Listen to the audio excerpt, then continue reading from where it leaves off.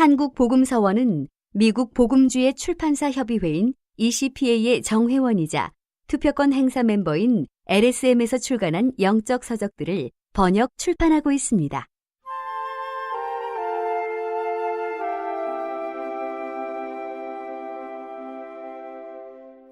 주님의 훈계와 권고로 자녀를 양육함.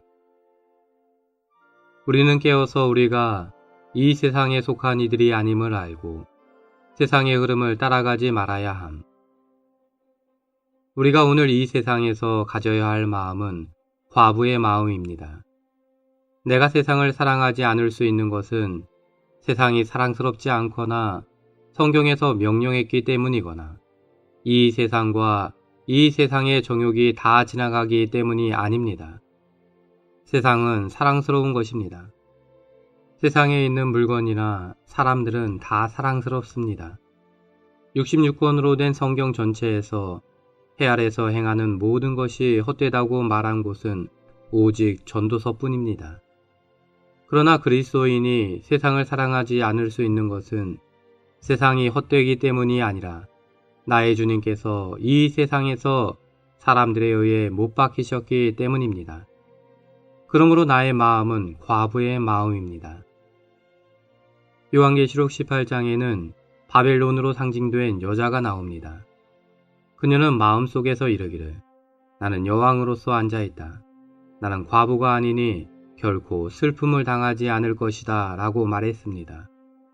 오직 타락한 이만이 자신을 과부가 아니라고 생각합니다. 여러분이 타락할 때에는 과부의 특징을 잃게 됩니다. 우리가 이 세상에서 주님을 충성스럽게 섬기려면 과부의 위치에 서 있어야 하며 이 세상에 대해 날마다 과부의 태도를 가져야 합니다. 한 번은 요한의 제자들이 예수님께 와서 우리와 바리새인들은 자주 금식하는데 왜 선생님의 제자들은 금식하지 않습니까? 라고 물었습니다. 그때 예수님께서 그들에게 이르시기를 신랑의 친구들이 신랑과 함께 있을 동안 슬퍼할 수 있습니까? 그러나 그들이 신랑을 빼앗길 날들이 올 것인데 그때에는 금식할 것입니다. 라고 말씀하셨습니다. 그분은 이미 이곳에 계시지 않습니다. 지금은 우리가 마땅히 금식할 때입니다. 여러분은 세상에 대해 금식하고 있습니까? 이 땅에 그분이 계시지 않기 때문에 이 땅은 나의 집이 아니며 이 땅에는 나의 즐거움이 없습니다. 우리는 이 무감각해지고 무감각하게 하는 세대 가운데 사는 하나님의 사람들로서 과부와 같다는 것을 깨달아야 합니다. 어떤 의미에서 지금 우리 남편이신 주님은 부재 중이십니다. 더욱이 우리에게는 끊임없이 우리를 박해하는 원수가 있습니다. 주 예수님은 모든 것을 포함하는 구속을 이루시기 위해 십자가로 가시기 전에 그들의 희년이신 그분에 대한 그들의 누림에 직접적으로 간접적으로 연관된 것들을 따르는 이들에게 보여주시기 위해 여러 방면에서 수건들을 벗기셨습니다. 그들은 그들을 가장 미혹하게 하는 것이 이 모든 구성 요소를 지닌 현재의 세대라는 것을 인식해야 했습니다. 악한 세대의 구성 요소들은 세상 사람들을 무감각하게 합니다. 주님은 또한 그분의 제자들에게 그분을 찾으려고 애쓰는 반면 우리는 그분에 대한 우리의 누림에서 우리를 실패하게 하는 모든 일과 모든 것을 미워해야 한다는 것을 계시하십니다.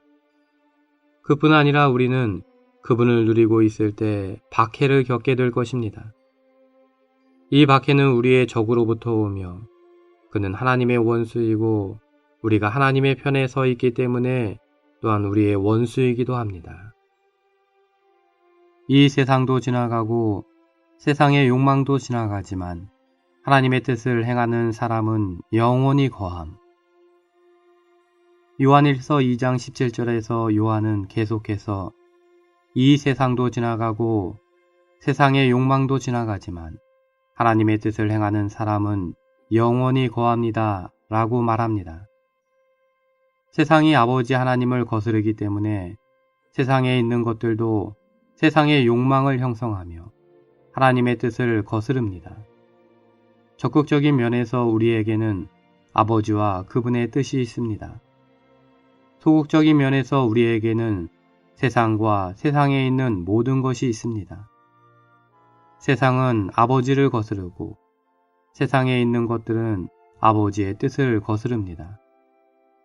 하나님의 뜻을 실행하는 것은 가끔 하나님의 뜻을 행하는 것이 아니라 습관적으로 지속적으로 행하는 것입니다.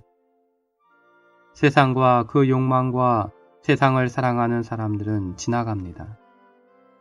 그러나 하나님과 그분의 뜻을 행하는 사람들은 영원히 거합니다.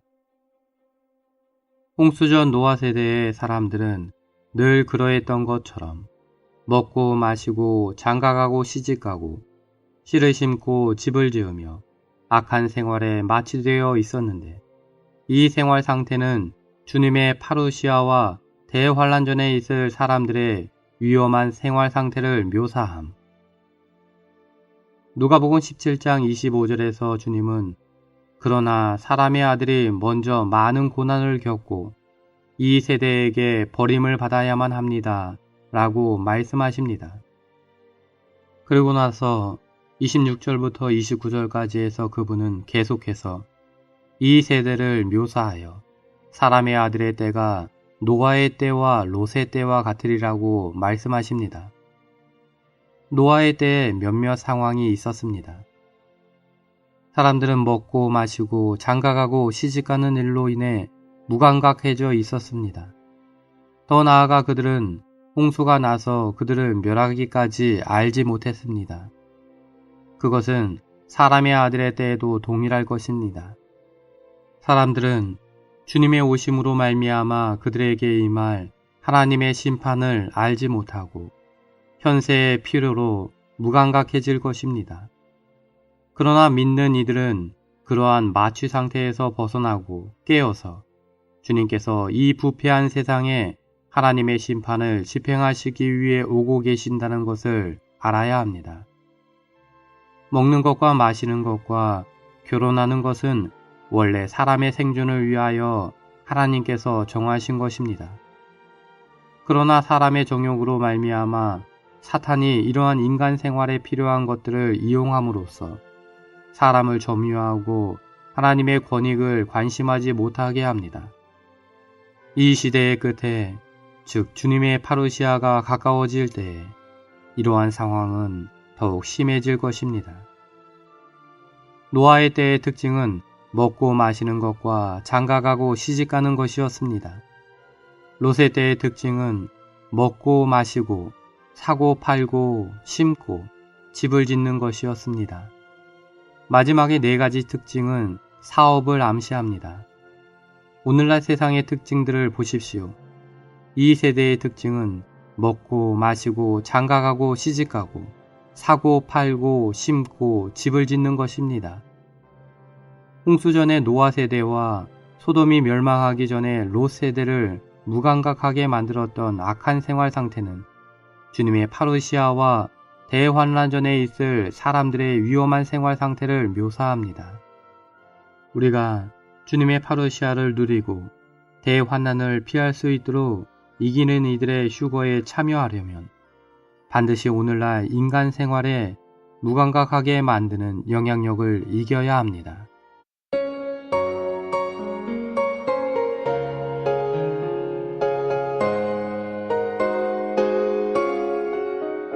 나는 비천한 상태, 풍부한 상태에 있을 줄 알고 배부르거나 배고프거나 풍부나 궁핍하거나 각각의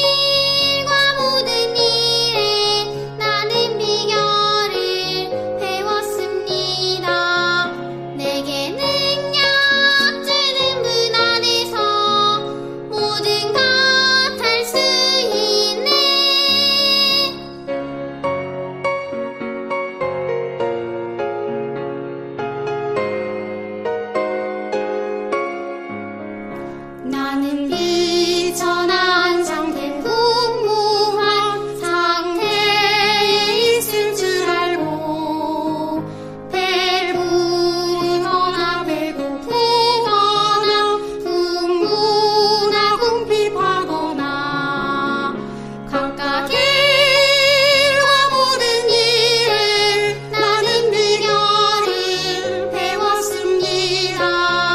내게 능력 주는 분 안에서 모든 걸 할 수 있네. 하나님께서 세상의 어리석은 것들을 선택하신 것은 지혜 있는 것들을 부끄럽게 하시려는 것이고, 세상의 약한 것들을 선택하신 것은 강한 것들을 부끄럽게 하시려는 것임.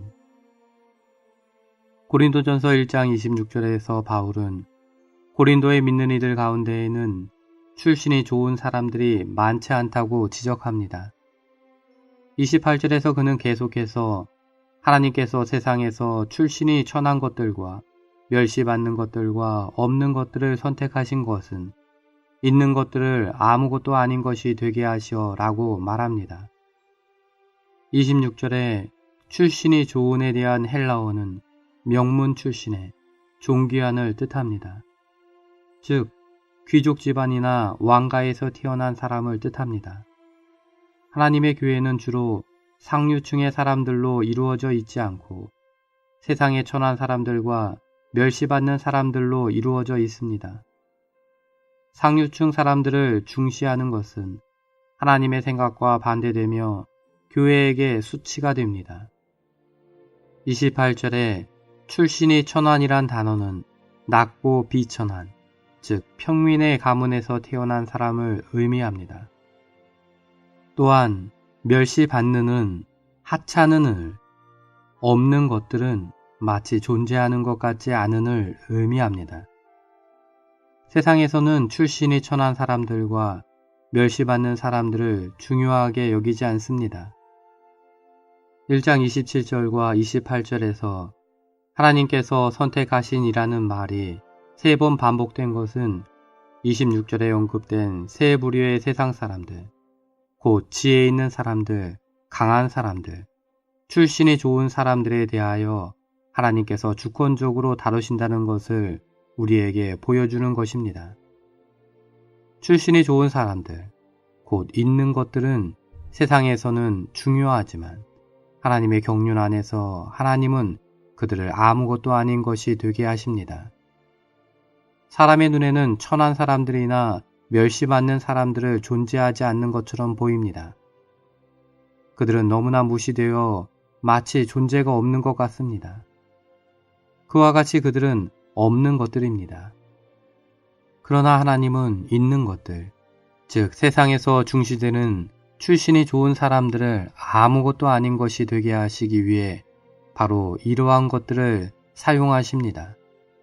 하나님은 천한 사람들과 하위 부류의 사람들을 선택하셔서 출신이 좋은 사람들, 즉 상위 부류의 사람들을 부끄럽게 하십니다. 하나님은 지혜 있는 사람들과 강한 사람들과 출신이 좋은 사람들을 선택하지 않으십니다. 여러분이 자신을 지혜 있고 강하고 출신이 좋다고 생각하면 여러분은 하나님의 선택을 거절하는 것입니다. 여러분의 사는 방식을 따라 여러분은 하나님의 선택을 포기하는 것입니다. 하나님은 지혜 있는 사람들과 강한 사람들과 출신이 좋은 사람들을 부끄럽게 하십니다. 우리 모두는 주님, 저는 제가 지혜롭지 않고 능력도 없다는 것을 고백합니다. 그 대신 저는 참으로 미련하고 약하며 비천한 사람들 가운데 있습니다. 라고 말할 수 있어야 합니다. 하나님은 세상의 어리석은 것들을 선택하셔서 지혜 있는 것들을 부끄럽게 하려 하시고 세상의 약한 것들을 선택하셔서 강한 것들을 부끄럽게 하려 하시는데 이것은 어떤 육체도 하나님 앞에서 자랑하지 못하게 하고 영광을 얻지 못하게 하시려는 것입니다. 많은 부모들은 그들의 자녀들을 위해 기도합니다. 우리는 우리 자녀들을 위해 기도할 필요가 있지만 우리 자녀들을 다른 아이들보다 더 높이 평가하지 않도록 주의해야 합니다. 나는 젊었을 때 읽은 어떤 부모들이 기도하는 것에 관한 이야기를 여전히 기억하고 있는데, 그들은 그들의 자녀들을 위해 기도했지만 그들 중 한 아이도 구원받지 못했다는 것입니다. 그들은 주님께 이렇게 말했습니다. 주님, 당신은 우리가 기도할 때 우리가 기도하는 것은 무엇이든지 주시겠다고 말씀하셨습니다. 우리는 많은 해 동안 우리 자녀들을 위해 기도해 왔지만 그들 중 한 사람도 아직 구원받지 못했습니다. 주님은 그들에게 이런 식으로 응답하셨습니다. 만일 너희가 다른 이들의 자녀들을 위해서 너희 자녀들을 위하여 기도해온 것처럼 기도한다면 너희 자녀들은 구원받을 것이다. 너희는 다른 이들의 자녀들을 위한 기도를 시작할 필요가 있다.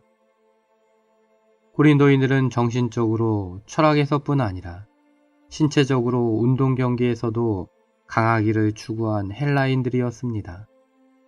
헬라인들은 지적으로 신체적으로 강하기를 추구했지만 고린도 교회 안에는 강한 이들이 많지 않았습니다. 하나님은 세상에 약한 것들을 선택하셔서 강한 것들을 부끄럽게 하려고 하셨습니다. 하나님은 세상에 없는 것들을 선택하셔서 있는 것들을 아무것도 아닌 것들이 되게 하셨습니다. 없는 것들은 하찮은 사람들을 뜻합니다. 만일 여러분이 대단한 사람이라면 하나님은 여러분에게 아무런 일도 하실 수 없으실 것입니다. 하나님은 그분의 선택에 있어서 대단한 사람들을 부끄럽게 하심으로 아무도 그분 앞에서 자랑하지 못하게 하셨습니다. 역사는 우리에게 유용한 많은 주님의 종들이 낮은 계층의 사람들에서 일으켜졌음을 가르쳐 줍니다. 유용한 주님의 종들이 귀족이나 왕가에서 일으켜진 것을 발견하기가 어렵습니다. 자녀를 징계하는 실행.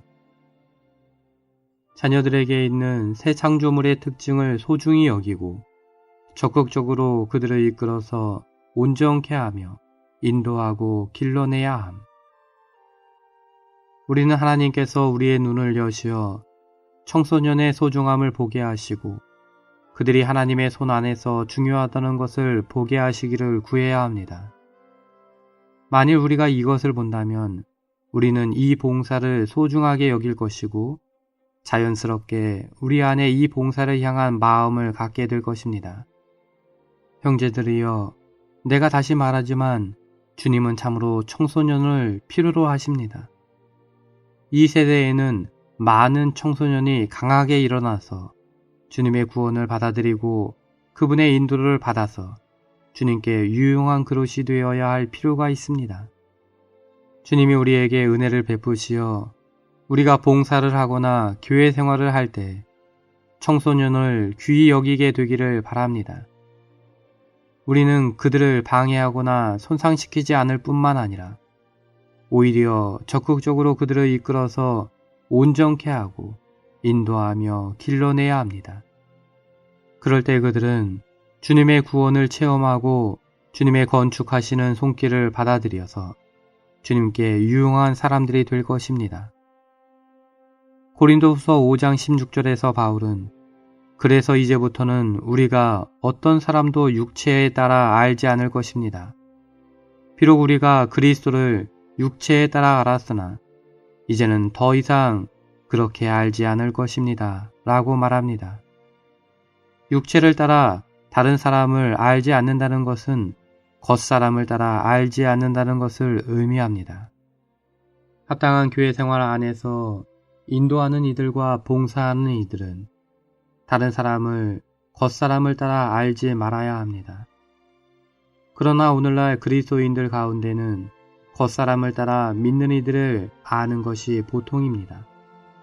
예를 들어 우리는 사람들을 직업이나 지위나 재능이나 능력에 따라 알 수 있습니다. 교회 생활에서 우리는 이와 반대로 속사람을 따라 영을 따라 다른 사람들을 알아야 합니다. 16절의 연속인 17절에서는 그러므로 누구든지 그리스도 안에 있으면 새 창조물입니다. 옛 것들은 지나갔습니다. 보십시오. 새 것이 되었습니다. 라고 말합니다. 새 창조물이란 무엇입니까? 새 창조물은 하나님의 생명으로 거듭나서 겉사람이 아닌 속사람 안에 살고 있는 인격입니다. 겉사람 안에 살고 있는 인격은 육체 안에 옛 창조물 안에 있습니다. 그러므로 그는 낡았습니다. 그러나 속사람 안에서 주님을 향해 사는 이는 새 창조물 안에 있습니다. 아이들을 징계하는 것은 그들의 마음 안으로 들어가 그들의 본성을 이해하기 위한 것이며 단지 외적인 행위를 통제하는 것이어서는 안 됨. 여러분은 청소년을 돕고자 하십니까? 그러면 무엇보다 먼저 여러분은 그들에게 흥미를 가져야 합니다.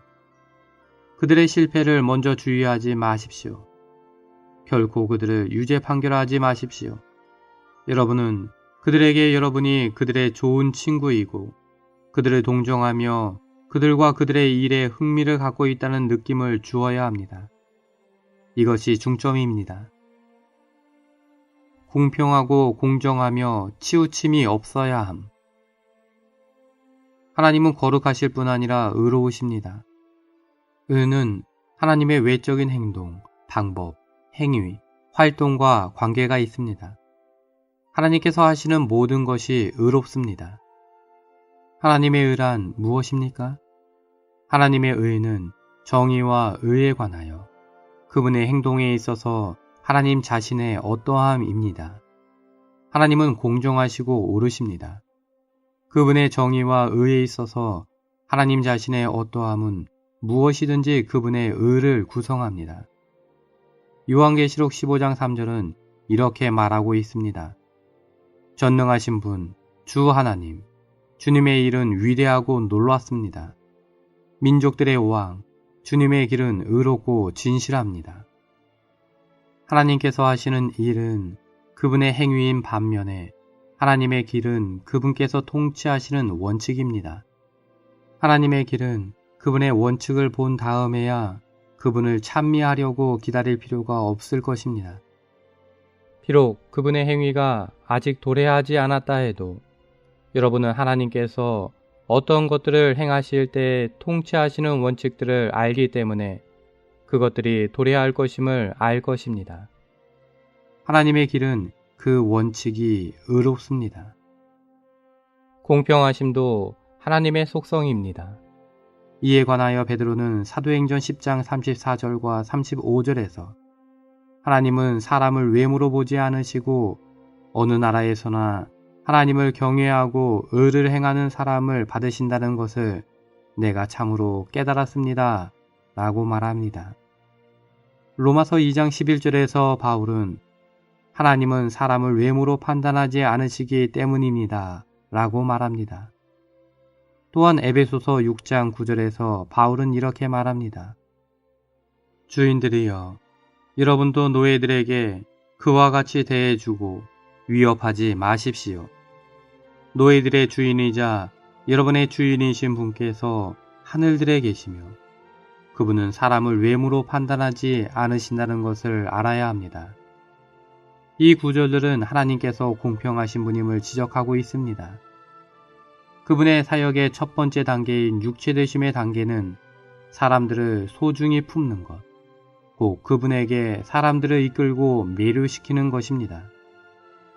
모든 사람은 그분이 필요하고 그분을 가까이 할 수 있으며 그분을 만질 수 있습니다. 그분에게 오는 어떤 사람도 그분에 의해 거절되지 않습니다. 그분은 선호나 차별 없이 모든 사람을 받으십니다. 이스라엘이 여러 아들들보다 그를 더 사랑함으로 그를 위하여 채색 옷을 지었더니 요셉에 대한 편애로 인하여 야곱은 성숙되기 위하여 그를 잃어야 했습니다. 요셉을 잃은 것은 주로 그를 향한 야곱의 편애 때문이었습니다. 4절은 그의 형들이 아버지가 형들보다 그를 더 사랑함을 보고 그를 미워하여 그에게 편안하게 말할 수 없었더라 라고 말합니다. 요셉을 향한 야곱의 편애는 그의 다른 아들들로 하여금 요셉을 미워하게 하였습니다. 한 자녀를 향한 편애는 다른 자녀들 사이에 미움을 일으키므로 부모들은 그것을 피해야 합니다. 우리의 사랑은 한결같아야 하며 치우치지 않아야 합니다. 의와 사랑이 병행되어야 하고 상과 벌이 있어야 함. 하나님은 사랑과 의의 하나님이시라고 말합니다. 이것은 하나님께서 그분의 사랑과 통치 안에서 이스라엘 자손에 대한 과거의 인도하심과 미래의 다루심에 의해 입증됩니다. 하나님의 사랑은 그분의 사랑하는 자녀들의 신실함에 따라 그들 가운데서 행해지십니다. 이 원칙은 오늘날의 우리에게 있어서도 동일합니다. 사랑의 하나님인 그분은 모든 것을 포용하시지만 공의의 하나님인 그분은 매우 엄격하고 좁으십니다. 그분의 사랑 안에서 그분은 광대하십니다. 그분의 공의 안에서 그분은 좁으십니다. 그분의 공의 안에서 그분은 자주 우리가 어떤 것을 하기를 원할 때 안 된다 라고 말씀하십니다. 어떤 성도들은 주님의 회복 안에서조차도 너무 자유롭고 하나님을 두려워하지 않습니다. 우리가 하나님의 다루시는 손길을 한번 접하고 나면 우리는 그분을 두려워하게 될 것입니다. 그분은 우리를 공의로 다루심으로 완전하고 의롭게 될 수 있도록 하십니다. 좋은 땅에 들어가 그 땅을 유업으로 받고 소유하고 누리고자 하는 사람이라면 누구나 매일의 생활 속에서 모든 방식에 있어서 어떻게 의롭게 될 수 있는지를 배워야 합니다.